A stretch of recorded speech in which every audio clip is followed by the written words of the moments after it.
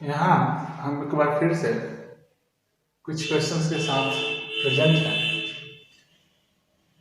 ये क्वेश्चन है, in a test and examiner either guesses or copies or knows the answer to a multiple choice question with 4 choices. The probability that he makes a guess is 1 by 3. The probability that he copies the answer is 1 by 6. Given that he copied and the probability for a correct answer is 1 by 8, then find the probability that he knows the answer given that he answered correctly. अब ये जितने सारे information है इनको हम एक diagram के help से रिप्रेजेंट करते हैं। 2 इवेंट होते हैं, 3 पॉसिबिलिटीज हैं, 3 इवेंट्स है। पहला इवेंट है कि वो गेस करता है, कोई भी क्वेश्चन है उसके आंसर को गेस करता है, तो इस इवेंट को हम जी से डिनोट कर रहे हैं। और गेस करने की जो प्रोबेबिलिटी है वह 1 by 3 है। दूसरा ऑप्शन है कि वो कॉपी करता है, कॉपी कर सकता है, और कॉपी कर सकने की प्रोबेबिलिटी है 1 by 6। अब तीसरा जो ऑप्शन है कि वो जानता है इसकी प्रोबेबिलिटी क्या होगी। हम जानते हैं कि इन्हीं तीनों में से कोई एक बात होनी है, यानी ये तीनों इवेंट्स कंप्लीमेंट्री इवेंट्स हैं और इनके प्रोबेबिलिटीज का सम 1 होगा। तो probability to know the answer क्या होगा, ऐड करेंगे तो यहाँ 2 + 1 3 by 6, तो 1 by 2 आ रहा है, pk + 1 by 2, तो यहाँ से probability to know the answer हो जाएगा 1 - 1 by 2, तो 1 by 2। अब एक इवेंट हो गया। दूसरा इवेंट है कि he answered correctly, right, he answered correctly। इसको हम ए से डिनोट कर रहे हैं कि इसने करेक्ट आंसर दिया। तो फिर 3 रास्ते हैं, राइट। ये गेस किया हुआ है, गेस कर लिया तब उसका आंसर करेक्ट हो गया। एक क्या है, to answer correctly.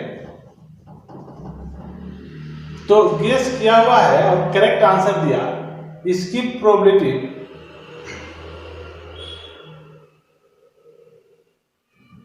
Given that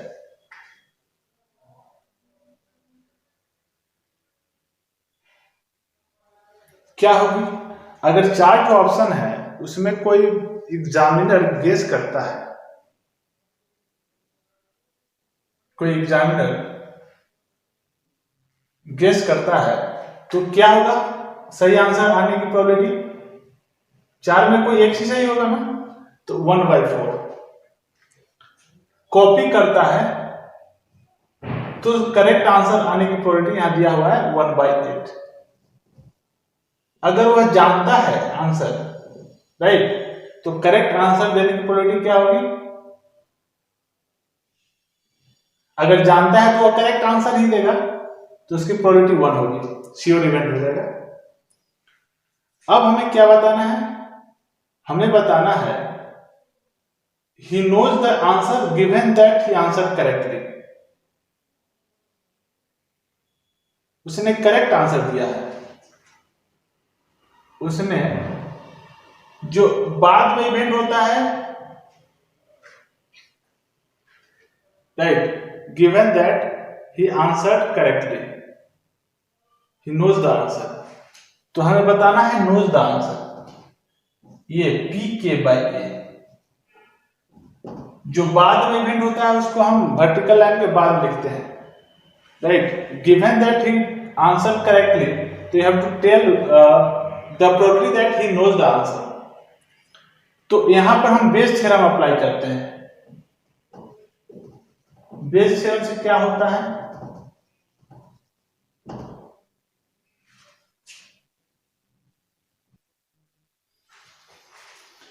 By Bayes theorem, P probability to know the answer given that he answered correctly, it will be, इसको हम पहले हम PK लिखते हैं फिर इंटरचेंज करते हैं, इसको ऐसे ही याद रखना है, A by K हो जाएगा। अब फिर जितने सारे पॉसिबिलिटीज हैं जैसे PG into P A by G plus PC into P A by C, PK into P A by K, ये हमें फाइंड करना होगा। तो PK into P A by K, तो 1/2 इंटू 1 क्या हो जाएगा? 1/2। PG into P A by G, तो 1/3 इंटू 1/4 क्या हो जाएगा? 1/12। फिर PC into P A by C, तो 1/6 इंटू 1/8, 1/48। 1/2 इंटू 1, 1/2। यहां से क्या आ जाएगा? 1/2 एलसीएम लेंगे तो क्या आएगा? 48 ऊपर चला गया, यहाँ 4 + 1, 4 + 1 5, और यहाँ क्या आएगा?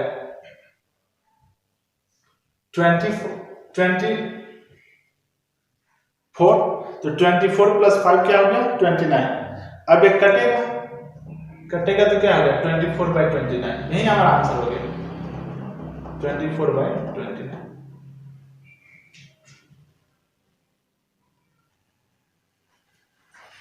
Question number 2. A flashlight has 10 batteries, out of which 4 are dead.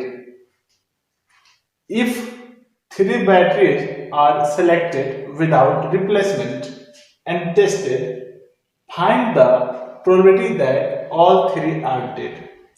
यहाँ कहा हुआ है कि विदाउट रिप्लेसमेंट 4 बैटरीज निकाले जाते हैं, 4 बैटरीज डेड हैं जिसमें से कि 3 बैटरीज निकाले जाते हैं।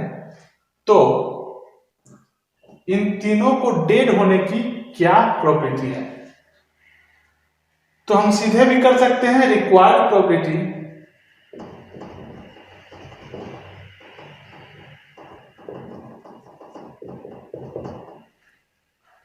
और 3 आर डेड। तो हमने 10 में से पहली जो बैटरी निकाली उसे ही डेड होने की प्रोबेबिलिटी क्या होगी? तो 4 में से कोई एक निकले, आउट ऑफ 10 में से वही 4 निकले जो कि डेड है, राइट? या अब देखिए रिप्लेसमेंट नहीं हो रहा है, तो रिप्लेसमेंट नहीं हुआ तो हमारे पास 9 बैटरी बची हैं, उसमें से एक बैटरी निकालना है और इस बार भी डेड है। तो अब डेड कितने बची हुई हैं? 3। रिप्लेसमेंट नहीं करना है, तो अब मेरे पास कितने बैटरीज हैं? 8, और 8 में से तीसरी बार भी डेड है, तो तीसरी बार डेड है, तो अब कितने डेड बची हैं? 2 बची हुई हैं। क्योंकि ये जो इवेंट्स हैं, राइट, ये एक साथ हो रहे हैं, ऑल 3 आर डेड, यहाँ एंड का सेंस है, राइट, और एंड का सेंस है, तो एंड के सेंस में क्या होता है? मल्टीप्लिकेशन। अब इसको सिंप्लीफाई कर ले सकते हैं, या फिर हम एक और चीज इसको लिख सकते थे जो कि सेम रिजल्ट आता है। हम रिक्वायर्ड प्रोबेबिलिटीज को लिखते, हमको डेड में से 3 डेड निकालने हैं, मतलब डेड को कितने हैं? 4 में से 3 निकालने हैं, तो 4 से 3, और टोटल कितने बैटरीज हैं? वो है 10, और 10 में से कितने निकल रहे हैं? 3। तो ये n ही हो गया, number of elements in the event, and यह ns हो गया, number of elements in the sample space. इसको सिंप्लीफाई करेंगे तो यही आएगा, राइट। इसके बाद इसको तो यहां 3 हो जाएगा, 4 2 जा 8, आंसर इज 1/30।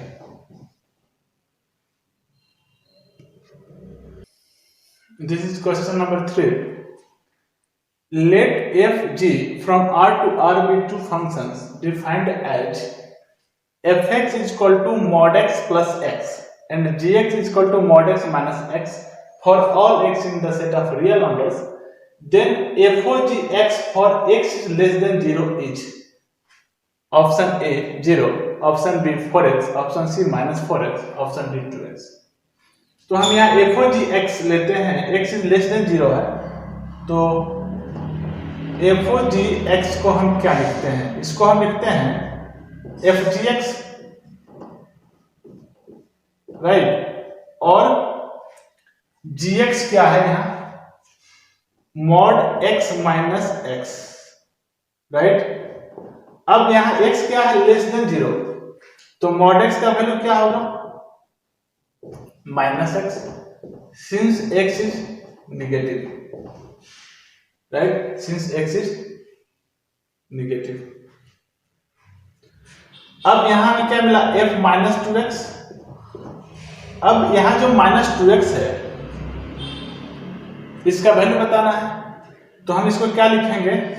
fx का वैल्यू क्या होता है? Mod x plus x. यहाँ इनपुट x है, तो यहाँ x है, यहाँ x है। अगर यहाँ इनपुट माइनस 2x हो जाएगा तो x को हमें माइनस 2x से रिप्लेस करना है, तो minus 2x plus minus 2x। अब देखिए यहाँ जो माइनस 2x यह क्या है? माइनस 2, ये तो हम लिख सकते हैं, इसको हम 2x लिख सकते हैं और यहाँ माइनस 2x हो गया। अब ये जो मॉड 2x है, राइट, मॉड में अगर नेगेटिव रहता है साइन तो मॉड की वजह से पॉजिटिव हो जाता है। मॉड का ये नेचर है कि वो नेगेटिव वैल्यू को पॉजिटिव बना देता है। अब देखिए मॉड 2x है, तो यहाँ x क्या है? यहाँ x निगेटिव है, तो जब x निगेटिव है तो 2x क्या हो जाएगा? निगेटिव हो जाएगा। तो 2x निगेटिव हो गया, मॉड में लगा हुआ। 2x क्या है? निगेटिव है, तो जब हम मॉड हटाते हैं और मॉड में कोई निगेटिव वैल्यू होता है तो उस निगेटिव क्वांटिटी के पहले माइनस लग जाता है, तो ये हो गया। तो आंसर क्या आ जाएगा? Minus 4x।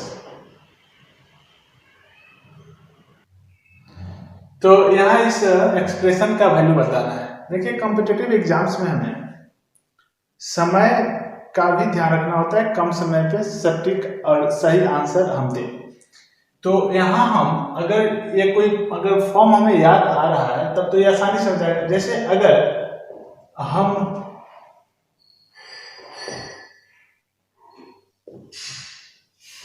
tan x by 2 का फॉर्मूला याद करें तो क्या यह यही है 1 minus cos x by sine x। tan x by 2, आप इसको मन ही मन सिंप्लीफाई कर लीजिए, इसको हम चेक कर लेते हैं। 1 माइनस कॉस x क्या होगा? 1 माइनस कॉस x होगा 2 साइन स्क्वायर x बाई 2, और साइन x क्या होगा? साइन x होता है 2 sine x by 2 cos x by 2। तो आप 2 से 2 काटेंगे, फिर साइन स्क्वायर x बाई 2, नीचे एक साइन x बाई 2 से कट जाएगा, तो ऊपर क्या बचेगा? ऊपर बचेगा साइन x बाई 2 और नीचे बचेगा cos x बाई 2, यानी यह tan x बाई 2 के जगह लिखा जा सकता है। अब मैंने यहाँ x किसको लिया था? आप ध्यान से देखिए x किसको लिया था? cos इनवर्स 2 बाई रूट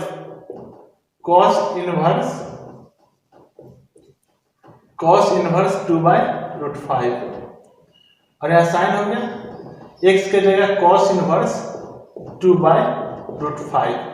अब देखिए यहाँ cos ऑफ cos इनवर्स एक दूसरे को समाप्त करता है, इन्फ्लुएंस खत्म हो जाता है, तो यहाँ हो गया 1 माइनस 2 बाई रूट 5।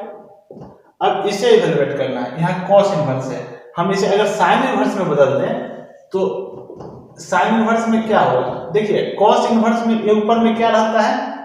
b रहता है, बेस बाई हाइपोटेनस होता है, तो साइन इनवर्स में नीचे हाइपोटेनस होता है। अब ऊपर परपेंडिकुलर लिखना है, तो बेस 2 है और हाइपोटेनस रूट 5 है, तो पाइथागोरस थ्योरम लगाएंगे, रूट 5 का स्क्वायर यानी 5 इज इक्वल टू हो जाएगा 2 स्क्वायर प्लस p स्क्वायर, तो वहां से p स्क्वायर आएगा 5 माइनस 4 यानी 1, तो p क्या आया? 1। अब ऊपर में क्या आ जाएगा? रूट 5 माइनस 2, एलसीएम रूट 5 होगा, और नीचे भी क्या आएगा? एलसीएम रूट 5 आएगा, तो रूट 5 से रूट 5 कट जाएंगे, राइट, नीचे क्या आएगा? 1 बाई रूट 5, तो √5 से √5 कट जाएंगे तो आंसर क्या होगा √5 - 2। यहां देखते हैं question number 5। If A is equal to the matrix 2 - 2 - 2 2 then A to the power n is equal to 2 to the power k into A, where k is equal to, your option is 2 to the power n minus 1, n plus 1, n minus 1, 2 into n minus 1। अब A से हम A square निकालते हैं। A square क्या होगा, यहाँ है 2 - 2 - 2 2, 2 - 2 - 2 2, row column, first row first column के कॉरस्पॉन्डिंग एलिमेंट्स के प्रोडक्ट का सम लेते हैं। तो 2 × 2 4 हुआ, -2 × -2 भी 4 हुआ, तो 4 + 4 क्या हो गया 8। फिर देखिए फर्स्ट रो सेकंड कॉलम के एलिमेंट्स को मल्टीप्लाई करके उनके प्रोडक्ट का सम लेते हैं। तो 2 × -2 - 4 -2 × 2 -4 यानी -8, -2 × 2 -4 यहाँ -4 यहाँ -8 आया, यहाँ 4 + 4 8 आया। अब इसको हम क्या लिख सकते हैं, अगर हम 4 कॉमन करते हैं तो यहाँ 2 - 2 - 2 2 बचता है, यानी 4a आ रहा है। a स्क्वायर क्या आ रहा है 4a। तो a क्यूब क्या आएगा, a क्यूब को हम क्या लिख सकते हैं a स्क्वायर × a, यानी 4a। a स्क्वायर क्या आया है 4a, 4a × a।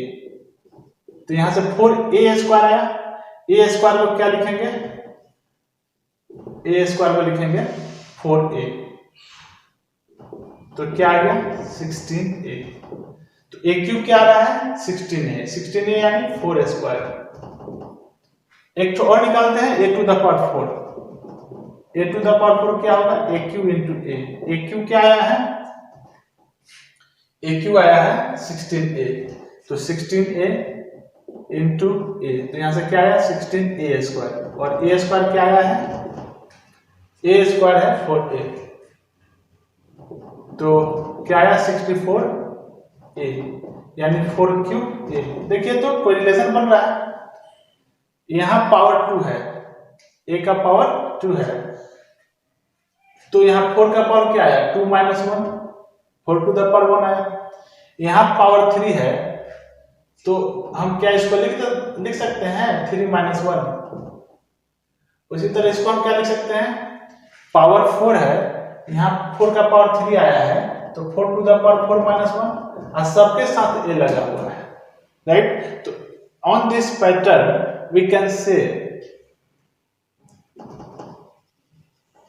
a to the power n, a to the power n is equal to 4 to the power n - 1, 4 to the power n - 1 into a। तो हमें इस form में लाना है 2 to the power k into a। तो 4 को हम क्या लिख सकते हैं 2a स्क्वायर। अब देखिए तो यहां से k का वैल्यू क्या आ जाता है, कंपेयर कीजिए RHS को इससे, k की जगह है 2 × n - 1, ऑप्शन कौन हो जाएगा D।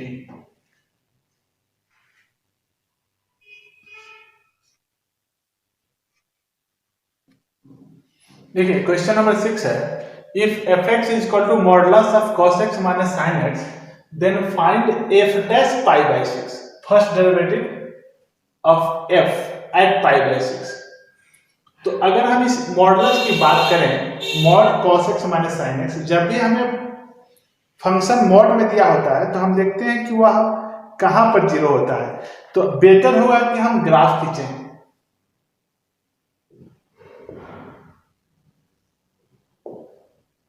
This is y-axis, this is 1, this is -1, this is π/2। तो अगर हम जानते हैं कि साइन का जो वैल्यू होता है वो क्या होता है π/2 पे 0 हो जाता है, तो x एक्सिस को मीट करेगा। और जो क्या हमने कॉस का वैल्यू, या किसका ग्राफ हुआ, कॉस का हुआ, और जो साइन का वैल्यू होता है वह 0 पे 0 होता है और π/2 पे 1 होता है। π/2 यहां पर ये 1 होता है, और दोनों के वैल्यू सेम होते हैं π/4 पे। 45 डिग्री पे दोनों के वैल्यू साइन और कॉस के इक्वल होते हैं। ये साइन का ग्राफ है। तो हम क्या देखते हैं कि π/4 से पहले fx is equal to mod cos x plus sin x है। तो ये जो cos x minus sin x है, इसमें cos x is more than sin x। किस इंटरवल में? 0 is less than x is less than π/4। इसमें क्या होता है, cos x is more than sin x। तो जब cos x minus sin x तब क्या होगा, पॉजिटिव, यानी सिंपली मॉड हट जाएगा इस इंटरवल में। लेकिन अगर हम π/4 से π/2 की बात करें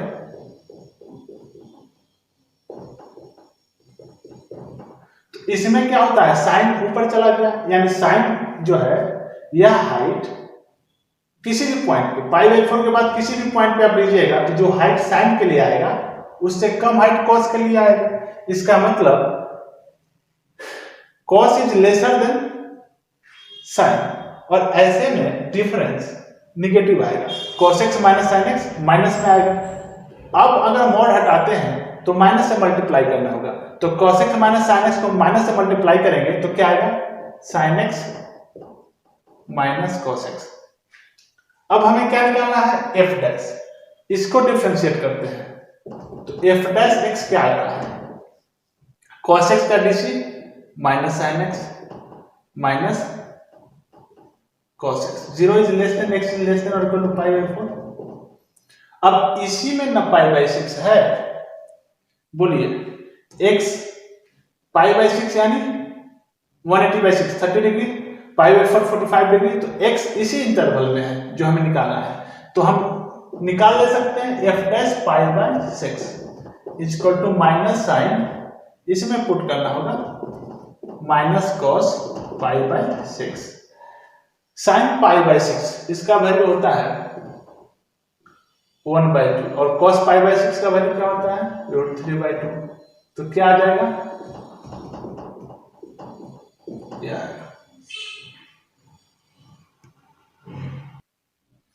यहाँ क्वेश्चन है, if fx is ln x by x minus 1, if x is not equal to 1, k if x is equal to 1 is continuous and x is equal to 1, then find the value of k। हम जानते हैं कोई भी function f अगर किसी point a पे continuous होता है तो उस पॉइंट पे फंक्शन का वैल्यू उस पॉइंट पर लिमिटिंग वैल्यू के इक्वल होता है। तो f1 is equal to limit x tends to 1 fx। f1 का वैल्यू जब x 1 तो fx के लिमिट x tends to 1, जब x not equal to 1 then fx is ln x by ln x is log of x to the base e। अब यदि आप x के जगह 1 रखते हैं तो ऊपर ln 1 आता है और नीचे 0 आता है। ln 1 का वैल्यू 0 होता है, यानी यहाँ फॉर्म 0/0 का है। जब भी 0/0 का फॉर्म मिले आप क्या करेंगे, एल हॉस्पिटल रूल लगाएंगे। और एल हॉस्पिटल रूल में क्या होता है, हम न्यूमरेटर और डिनोमिनेटर दोनों को डिफरेंशिएट करते हैं। तो अगर आप ln x को डिफरेंशिएट करेंगे तो क्या आएगा, 1/x। और अगर x माइनस 1 को डिफरेंशिएट करेंगे तो क्या आएगा, 1। अब आप x की जगह 1 रख सकते हैं तो 1/1/1 क्या आएगा, 1। इस तरह से k का वैल्यू क्या आ गया, 1।